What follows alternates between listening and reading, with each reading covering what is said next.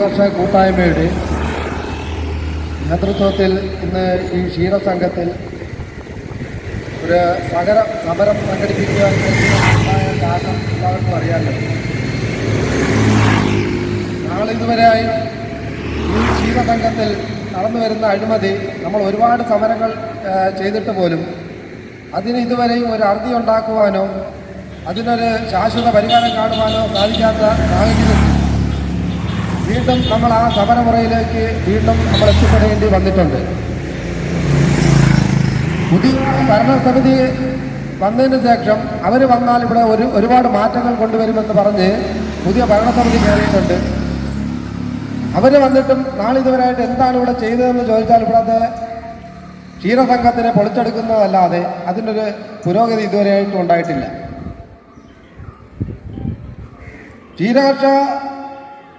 കർഷകർ കഷ്ടപ്പെട്ട് പാലുകൾ ഇവിടെ വീത്തി കഴിഞ്ഞാൽ അവർക്ക് മര്യാദയ്ക്കുള്ള ഭൂമിയോ അതിൻ്റെ ഫാക്റ്റോ റീഡിങ്ങോ അറിയാൻ കഴിയാത്തൊരവസ്ഥയാണ്. അതുപോലെ തന്നെ ഒരു സെക്രട്ടറി ഇന്ന് ഇവിടെ ഒരു സമരം പ്രതിഷേധം സംഘടിപ്പിക്കണമെന്ന് അറിഞ്ഞതുകൊണ്ട് നേരത്തെ കൂടി തന്നെ ലീവെടുത്ത് ഇവിടെ കടന്നു കളഞ്ഞിട്ടുണ്ട്.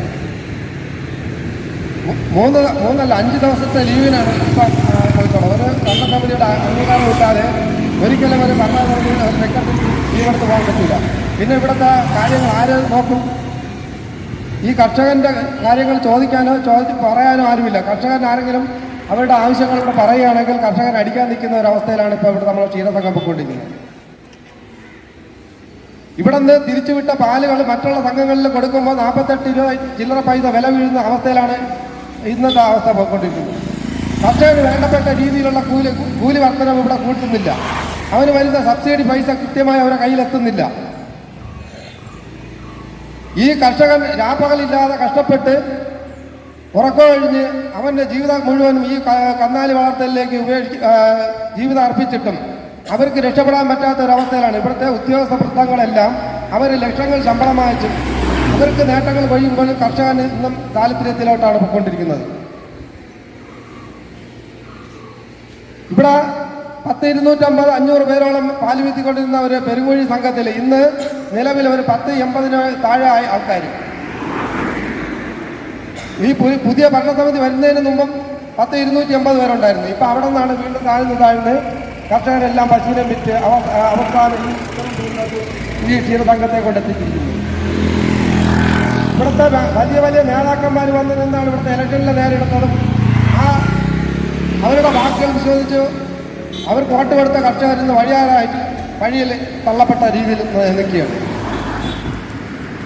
ഇവർക്ക് വേണ്ടി ആരുണ്ട് ചോദ്യം ചെയ്യാനെന്നുള്ളൊരു ചോദ്യമാണ് ഇപ്പോൾ ബാക്കി കിടക്കുന്നത്. ഈ കർഷകർക്ക് വേണ്ടി ആരുണ്ട് ചോദിക്കാൻ? ഇവിടെ രാപ്പകലില്ലാതെ കഷ്ടപ്പെട്ട് അവരുടെ ഒരു കുടുംബം പുലർത്താമെന്നും പറഞ്ഞാണ് ഈ ക്ഷീരമേഖലയിൽ പണിയെടുക്കുന്നത്. ആ പണിയെടുക്കുന്ന കർഷകർക്ക് ആനുകൂല്യങ്ങൾ തടഞ്ഞു വെച്ച് ഇവിടുത്തെ 9 പേരടങ്ങുന്ന ഒരു ഭരണസമിതി തന്നെ പിരിച്ചുവിട്ട് ഇപ്പം 3 പേരിലോട്ട് 6 പേരിലോട്ടായി. 6 പേരിലും ഇപ്പം 4 പേരിലെത്തി. ഒരു ബോർഡ് നടക്കാത്ത അവസ്ഥയിലാണ് ഇപ്പോൾ നമ്മൾ ഈ ക്ഷീരസംഘം പോയിക്കൊണ്ടിരിക്കുന്നത്.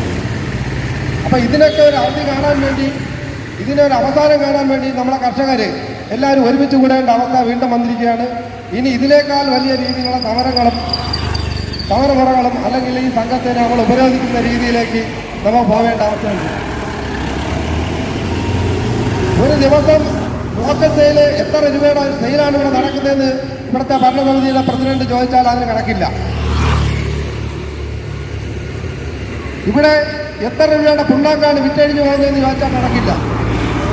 പുണ്ണാക്കച്ചവടം തുടങ്ങിയിട്ട് ആ പുണ്ണാക്കച്ചവടം തന്നെ നഷ്ടത്തിലായി. എന്തുകൊണ്ട്? അത് ഇവിടെ നിൽക്കുന്ന അതിൻ്റെ വേണ്ടപ്പെട്ട ആൾക്കാർക്ക് പുണ്ണാക്ക് കൊടുത്ത് കടത്തിലാക്കി അതിനെ മുക്കി നശിപ്പിച്ച് നാരായ വേണ്ടി തോണ്ടിയിട്ടേക്കുക. പിന്നെ എടുത്തു പറയാനുള്ള ഒരു കാര്യം, ഇവിടുത്തെ ജീവനക്കാരിലും ഇന്ന് വരെ സ്ഥിരപ്പെടുത്താത്ത ഒരുപാട് സ്റ്റാഫുകളുണ്ട്. അവരെ വെച്ചാണ് ഇവിടെ ഈ കാര്യങ്ങൾ ചെയ്യേണ്ടത്. പാവങ്ങൾ അവർ ഒന്നും അറിയുന്നില്ല. അവരിവിടെ നിന്ന് പിരിഞ്ഞു പോയി കഴിഞ്ഞാൽ കൈ വീശി പോകേണ്ട അവസ്ഥയിലോട്ട് തിരിച്ചെത്തിയിട്ടുണ്ട്. അങ്ങനെയാണ്. അപ്പോൾ ഈ ഉദ്യോഗസ്ഥരും ഇവിടുത്തെ ഭരണസമിതി എല്ലാം കൂടെ ചേർന്ന് നിന്ന് സെക്രട്ടറിയുടെ ഉൾപ്പെടെ ചേർന്ന് നിന്നുകൊണ്ടുള്ള ജനങ്ങളെ ദ്രോഹിക്കുന്ന ഈ നടപടി ഇവിടെ അവസാനിപ്പിക്കുവാനും ഇവിടെ സർക്കാർ നിയമിക്കുന്ന രീതിയിലുള്ള ഒരു സ്ഥിരം സെക്രട്ടറിയെ നിയമിക്കണം. പിന്നെ താൽക്കാലികമായ ഒരു ജീവനക്കാരനാണ്. ഒരു താൽക്കാലിക ജീവനക്കാരൻ്റെ അഹങ്കാരവും അഹംഭാവവും അത് അവസാനിപ്പിക്കുവാൻ വേണ്ടി മാത്രമാണ് ഇന്നിവിടെ നമ്മൾ സമരം ചെയ്യേണ്ട അവസ്ഥ എത്തിയിട്ടുള്ളത്. കാരണം കർഷകന് ഇവിടെ വന്ന് അവൻ്റെ ആനുകൂല്യങ്ങളോ അവൻ്റെ പാലിൻ്റെ കാര്യങ്ങളോ ചോദിക്കാൻ പറ്റാത്തൊരവസ്ഥയിലാണ്. അവരെ അടിക്കാൻ നിൽക്കുന്ന ഒരവസ്ഥയാണ്. ഇവിടെ എല്ലാ കർഷകർക്കും അറിയാമെന്നുള്ള കാര്യമാണ്. നമ്മൾ ആരെടുത്താണ് ചെയ്യുന്നത്? ഈ മുതലാളി എന്ന് പറയുന്ന ആരെന്നാണ് ഈ സെക്രട്ടറിയൊക്കെ കരുതി വെച്ചേക്കുന്നത്, അല്ലെങ്കിൽ ഇവിടുത്തെ ജീവനക്കാർ കരുതി വെച്ചേക്കുന്നത്? ഈ കർഷകൻ കഷ്ടപ്പെട്ടുകൊണ്ട് വരുന്ന കർഷകനാണ് മുതലാളി. ഈ ക്ഷീരസംഘത്തിൻ്റെ ഉടയനെന്ന് പറയുന്നത് കർഷകനാണ്. ഈ കർഷകനെ മാനിക്കാത്ത ഈ ഭരണസമിതിയെ ഇവിടെ അംഗീകരിക്കേണ്ട ആവശ്യമുണ്ടോ? ഈ ഭരണസമിതിയെ ഇവിടെ നിന്ന് പിരിച്ചുവിടേണ്ട സമയം കഴിഞ്ഞിട്ടുണ്ട്. ഇവിടെ ഗവൺമെൻറ്റിൻ്റെ അടുത്ത് ഒരു തീരുമാനം കൊണ്ടുവരേണ്ടതാണ്.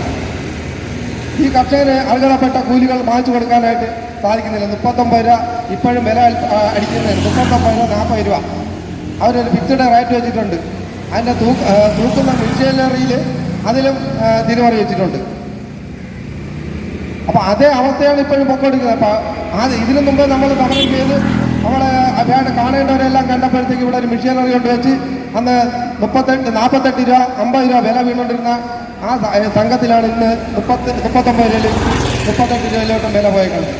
ഓന പാൽ ആര് കൊണ്ടുവരുമോ അവർക്ക് വിലയില്ല. 2 ലിറ്റർ 3 ലിറ്റർ പാൽ കൊണ്ടുവരുന്നവർക്ക് 45-46 രൂപ ഇട്ട് കൊടുക്കും. അപ്പോൾ കർഷകർക്ക് ഏറ്റവും കൂടുതൽ വില ഇതാണെന്ന്. എന്നാൽ കർഷകൻ്റെ മുഖത്ത് നോക്കി പറ്റിക്കുന്ന ഒരു അവസ്ഥയാണ്. വൈക്കോൽ ഇറക്കി വീടുകളിൽ കൊടുക്കുന്നുണ്ട്. 150 രൂപയ്ക്ക് വരുന്ന വൈക്കോൽ 250 രൂപയ്ക്ക് വിൽക്കുന്നുണ്ട്. എന്നിട്ട് കർഷകന് ആനുകൂല്യം കൊടുക്കുകയാണെന്നാണ് പറയുന്നത്. അപ്പം ഈ അഴിമതിക്കെല്ലാം ഇവിടുത്തെ കർഷകർ അറിഞ്ഞോ അറിയാതെ കൂട്ടുനിന്ന് പോകുന്നുണ്ട്. കുറേ പേര് ഒരു ചാവീറുകളൊക്കെ ആയിട്ട് അങ്ങ് മാറിയിട്ടുണ്ട്. മറ്റു ആൾക്കാരുടെ ഇടയിൽ ചെന്നിരുന്ന് അവർ പറയുന്നത് എല്ലാം നല്ല രീതിയിലാണ് നടന്നു പോകുന്നത് എന്നുള്ള അവസ്ഥയിലാണ് അവർ പറഞ്ഞുകൊണ്ട് നടക്കുന്നത്. അത് മറ്റുള്ള കർഷകർ മാനമര്യാദയായിട്ട് കഷ്ടപ്പെടുന്ന കർഷകരെ ദ്രോഹിക്കുന്ന ഒരു നടപടിയാണ്. അതിനൊരു അവസാനം ഉണ്ടാവണം. അതിനുണ്ടാവുന്നത് വരെ നമ്മളിവിടെ സമരം ചെയ്യുമെന്ന് ഈ വേദിയിൽ നമുക്ക് പറയേണ്ടതായിട്ടുണ്ട്. അതുകൊണ്ട് തന്നെ ഇവിടുത്തെ വലിയ വലിയ നേതാക്കന്മാർ ഇതിലിടപെട്ട്, അല്ലെങ്കിൽ നമ്മുടെ പുതിയ ഭരണസമിതികൾ നമ്മുടെ പഞ്ചായത്തുകളിലൊക്കെ വന്നിട്ടുണ്ട്. അവരെങ്കിലും നമ്മുടെ കർഷകന് വേണ്ടി കണ്ണു തുറക്കണം, അവരെ ഓർമ്മപ്പെടുത്തുന്നുണ്ട്. കാരണം ഒരു ഭരണസമിതിയെ തന്നെ എല്ലാവരും ഇവിടെ നിന്ന് പുറത്താക്കിയ കാരണം നമ്മളെ ക്ഷീരസംഘം 3/4 ഭാഗം പങ്കുവഹിച്ചിട്ടുണ്ടെന്നുള്ള കാര്യം നമ്മളെ ഇന്നത്തെ ഭരണസമിതി ആലോചിക്കണം. അത് അവർക്ക് വേണ്ടി, അവരുടെ കഷ്ടപ്പാടിന് വേണ്ടി, അവർ അർഹിക്കുന്ന ആനുകൂല്യങ്ങൾക്ക് വേണ്ടി നമ്മളെ പുതിയ ഭരണസമിതികൾ ഈ കർഷകർക്ക് വേണ്ടി നിൽക്കണം. അവർക്ക് കിട്ടാവുന്ന ആനുകൂല്യങ്ങൾ മാറ്റി കൊടുക്കണം.